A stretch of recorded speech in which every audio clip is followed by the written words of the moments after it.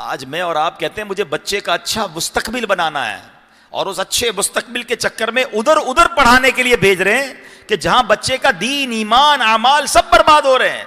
یہ کون سا اچھا مستقبل ہے؟ پہلے تو ہم بیرون ملک کے اسکول کالجز کے واقعات سنتے تھے کہ بھائی بیرون ملک میں کوئی بچہ جاتا ہے تو معاذ اللہ اعمال بھی برباد، دین کے معاملات بھی بڑے خراب ہو جاتے ہیں. بڑا ڈر لگتا ہے کہ یار کیوں بھیج رہے ہو کافروں کے ملکوں میں.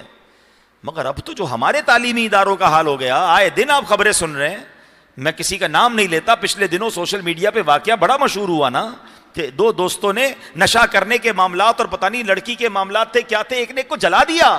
اور یہ پہلی بار نہیں ہوا ہے، ہر تھوڑے دنوں بعد آپ یہ کون ہوتے ہیں اسکول کالج کے پڑھنے والے، کہاں سے یہ نشہ مل رہا ہے، کہاں سے یہ سپلائی ہو رہی ہے.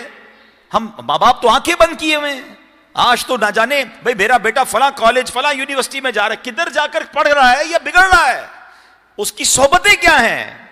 یہ بوائے فرینڈ گرل فرینڈ جو کلچر بڑھتا جا رہا ہے، اور جس طرح یہ کو ایجوکیشن میں شرم نہیں آتی ان ماں باپ کو جو اپنے بچوں کو، جوان لڑکی کو جوان لڑکے کو ایسے اسکول میں بھیج رہے ہیں لڑکا لڑکی ساتھ بے پردہ بیٹھے ہوئے ہیں. یار آپ مجھے بتائیں، دو تار ملیں گے تو اسپارک تو ہوگا نا.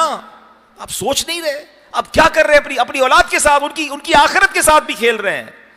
خدا کے واسطے سب سے بڑی دولت یہ ہے کہ میں دنیا سے جاؤں تو میرا بچہ نیک ہو، میرا بچہ نمازی ہو، میرا بچہ دیندار ہو. اس سے بڑا کوئی آپ نے سمجھ لے وراثت نہیں چھوڑی ہے. آپ اربوں روپے چھوڑ کے جائیں اور اولاد ہی نیک نہیں ہے، شرابی ہے، بعد اللہ برے کام کرنے والی ہے، وہ سارے آپ کے پیسوں کو عیاشی میں لٹا کے برباد کر دیں گے.